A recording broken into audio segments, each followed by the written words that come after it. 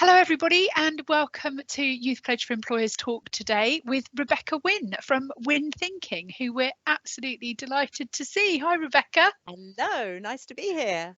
Oh, brilliant. Thank you so much for giving up your time today. Tell us a bit, first of all, about Winn Thinking and your company.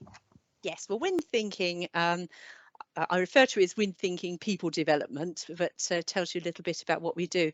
And I say we, but actually it is a micro business. So there is one employee, which is me. I employ myself, but I do have one or two other people who do work for me occasionally on an associate basis. So I hire in their expertise. But Winn Thinking is all about developing people. Mostly around, I suppose it all meets around the idea of good communication and how when we communicate well with people, it makes our job easier, it makes our life easier, it makes life go round, really. So Definitely. all of that Ah, important stuff, yeah. conversations. And so that feels very brave to me to start your own business. Tell us a bit about how you decided to do that. Well, it was a long time in the making, really. I spent many, many years in the world of customer service. I spent a long, long time in financial services and also in local government. All of that involved being customer facing, talking to people. I spent a long, long stint as a complaint handler, which sounds like a horrible job, but I really enjoyed it because it was one of the few um, roles you can do where you sort people's problems out for them and you tend to get a thank you at the end of it. And that really met a need in me to be useful and helpful, I think. And in doing all of that customer facing stuff, and particularly all the bits around dealing with difficult conversations and people who might be angry or upset, taught me a lot about how we talk to people affects the response we get back from them. Um, while I was with one particular company, they decided that they wanted to start up a training team. And do you know, to my shame, I didn't actually know at the age, I was somewhere in my 30s when this happened. And I didn't realize that to be a trainer in a business was a proper grown up professional job to do. I had always just been in a job where somebody new would come in and they'd say, could they come and sit with you, Rebecca, and you show them what their job is? And that was fine. But I never knew that there was a kind of a professional way of doing this. There's right ways to run training courses, there are particular ways to work with people. So I was sort of plonked in this training team that was a brand new thing and quickly realized I didn't really know what I was doing. Knowing how to do the job is one thing. Being able to explain it in a good way to somebody else is something else, and getting people engaged, particularly if sometimes they don't actually want to be there. Sometimes people in-house are sent on training courses because their manager thinks it's a good idea, but they don't get why they're there and they feel it's a waste of their time. So managing all of that is fascinating and quite a learning curve. And that must have felt really revelatory to sort of be like, what, that's a job? Yes, yes, it really was. I thought, oh, I didn't know you can get qualifications and all sorts of things. So, fortunately, a very forward-looking manager that I had got me and the rest of our team to do a formal qualification in learning and development, which opened up a whole new set of possibilities. So I got to a point in my career when I was ready to move on, and I moved into a training manager role for a company of about 200 people, and that was great. Loads. I suppose the setting up my own business bit came about around about 11 years ago. I had decided 2 or 3 years prior to that. Um, I always say to people that I was too old to have managers anymore, but I don't think that's ever really true. But I knew which bit of learning and development I wanted to focus on, and I couldn't really find somewhere to do that in the way I wanted to. So I did it all wrong, really. I literally chucked in my job and started a business. I didn't start a business while I still had money coming in. I just went 2 feet first into it in the way they always tell you not to. But it kind of worked. I absorbed myself in it, and I've been doing this now for myself for the past, yes, 11 years, coming up to 12. Oh, that is such an inspirational story. Thank you for sharing that, because it's so interesting about people's roots into jobs and how they got there, and to doing what they do. But it really comes through from you that you really love, you've got a passion for what it is that you do. Do you think that that is really important, when you're running your own business, to have a passion for what it is that you do? Yes, and I think that is at the core of it. What I have learnt the hard way is that it's probably not enough. That what I know now is that I needed to be better organised about it. So I spent probably a good 6 years floundering around and making it up as I went, instead of really engaging a bit of strategy and deciding, who I wanted to work with and how I would go about getting those customers. Um, so it all happened rather organically, and I'm sure some of your young people viewing this will already be throwing up their hands in horror and saying, "Did you not plan anything?" Not really, no. That was probably not the right way to do it. But fortunately, I was in a position to be able to pursue it for a little bit longer, and I learnt things hands on the hard way rather than intellectually. That kind of works for me. That's sort of about the way I learn things, is to do it and get it wrong and then get Activist it learner. right. Very activist learner, they call it. And again, some of your viewers might know that they are an activist learner, so rather than a book learner. So it worked for me eventually. That's really interesting. You sort of mentioned there about some of the kind of qualities that it takes to do the job that you do. Sort of reflecting a bit more on that, if you had to pick out, say, like the top three sort of personality traits or qualities that it takes to do your role really well, what would you say that they are? Now, you see, when we talk about the role, my role, as far as I'm concerned, is as a learning facilitator, as a coach, all of those things. That bit of role, I think what you need is definitely enthusiasm. I think if you're not enthusiastic about your subject matter, why should your audience be? You have to have that genuinely there. People will see through you if you don't. You do have to be very well prepared. I always think if I am commissioned to, say, write a bit of training for a particular business, I might be asked to train out this much information, looks at the image to make sure I'm on the screen, that much information, but I need to know that much about it because questions will be asked and I need to be able to hop into other bits of knowledge. So you have to do the research, and you have to I think on the bit where you're standing in front of a room full of people, or increasingly in front of a screen full of people on Zoom or Teams, which is where a lot of my work now happens, um, uh, there are techniques to learn. I think one of them is to be able to stop and listen and notice what your audience is doing. Are they engaged? Is there somebody quiet in the room who looks like they might have a question but doesn't want to ask it? Is it the noisy ones that's getting all your attention? There's quite a skill to reading who is in the room and what they need from you. So that side of my job, the actual delivery of what I do, really comfortable with that.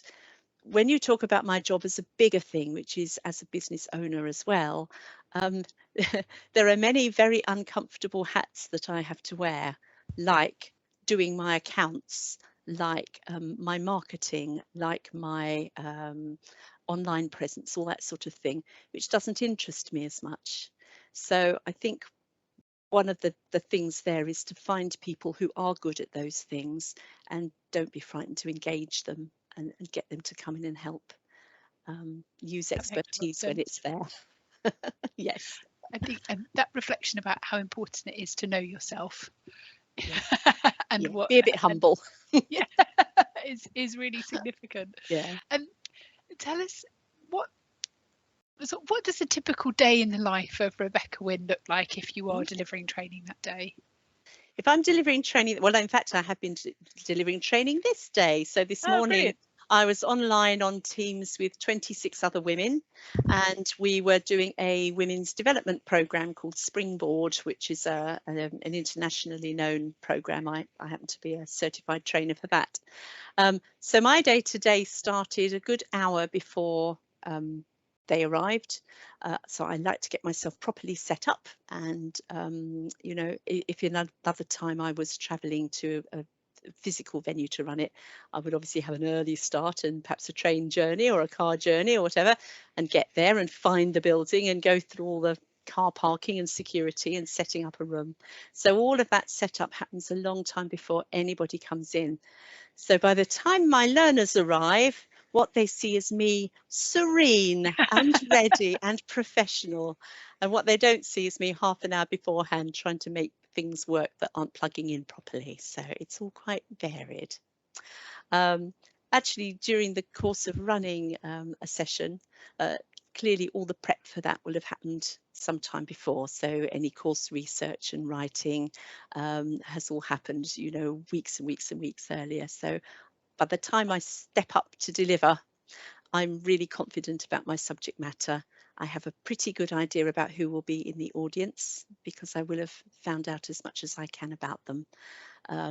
And there's also sometimes a need to be a little bit aware of what particular things might be going on with them at the time. So, for example, when I was running training during full lockdown, I had to be aware that people were at home, often with their families doing homeschooling, often with other halves doing work in the next room, sometimes with a dog that wanted to climb all over them, perhaps in the middle of the pandemic, feeling pretty frightened about things actually and pretty stressed. So I would have to be very alive to that in the way I deliver and give people time to express all of that if they need to. So, you know, Uh, it's flexibility. And then, so you would then have a bit of a break, hopefully, before you came on a Hopefully. call with us. Yeah. Sometimes they even give us lunch, you know, when we're out and Oh, about. nice. I tell you, that's one of the perks. You get nice lunches and coffees very often. But yes, I did have a break, thank you. And so, if you were a day where you weren't speaking to us, what sort of things might you do from a kind of running your own business perspective? Yeah, so I try and keep Fridays as an admin day. I find that works well for me. Most people who are buying in a training course don't particularly want you there on a Friday. Very often people have Friday off for a long weekend or part-timers aren't in, that sort of thing. So Friday tends to be the easiest day to set aside for admin. So on those days, I will probably do some course writing, or I might follow up with clients. If I have a coaching client who I work with one-to-one, I might drop them a line and check in and see how they are. Sometimes once a month, it's the glorious thing that is payday, and then I can pay myself some money or send out some invoices. That's always lovely. And also, I'll look at what's going on my social media and probably say to myself, it's about time you posted something up, Rebecca. And I might even write something like a blog and get that out there. So they are always full and busy.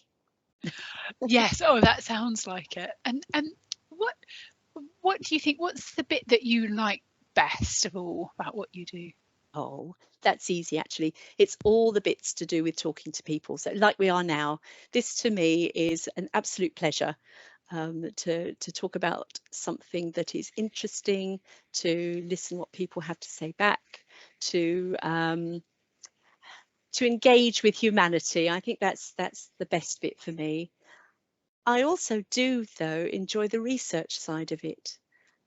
So if I'm asked by a client perhaps to write a bit of training for them about a particular process they've got to get people familiar with, for example, I get to do the research there, and that that appeals to my inner librarian, I think.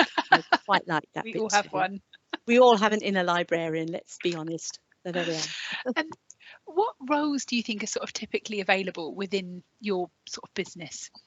Yes, learning and development generally is quite rich in different roles. So at the one end, you have the very vital people, certainly in-house, who are there organising courses, all the nuts and bolts of buying in people like me to run things when they need an external, or organising their internal training team. They do things like sending out course invitations. They do all the room bookings for program. They do all the logistical stuff, all the setting up of IT for a session, that sort of thing, getting in the teas and the coffees, making sure everybody's looked after. I think for anybody interested in learning and development as a possible future, that is a really good in. You really get to see the whole process going on from there, and you are a very important part of making it all happen. Um, if anybody is interested in the sort of moving into the side that I do around the designing and delivery of training, again, lots of ways into that. It it does help to get someone to sponsor you to do a qualification.